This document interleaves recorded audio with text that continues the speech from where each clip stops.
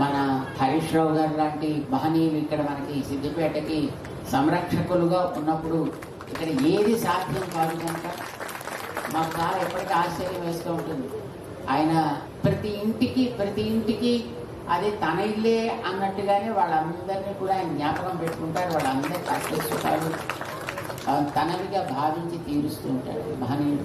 ఇందాక తీర్థగోష్ఠిలో చూస్తున్న ఒక్కొక్కరిని నాయనమ్మ దామ్మ రామ్మ, ఓ చెల్లమ్మ రామ్మ, ఓ తమ్ముడు రావా, ఒక్కొక్కడిని పట్టుకుని అలా ముందరికి నడిపిస్తూ వాళ్ళకందరికీ కూడా తీర్థాన్ని ఆయన ఇప్పిస్తున్నారు. ఆయన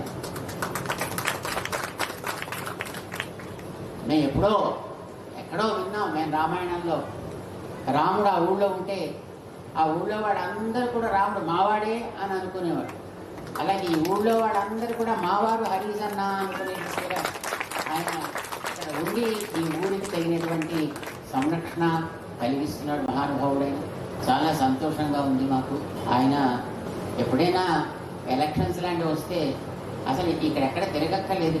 మేము విన్నాం అలాగే, సారు మీరు పోయి మీ పని ఎక్కడ చూసుకోండి బయట, ఇక్కడ మీ పని అయితే మేము చూసుకుంటామని వారి పనిని తమ పనిగా భావించి చూసుకునేటటువంటి ఊరి వాళ్ళంతా ఇక్కడ ఉన్నారు.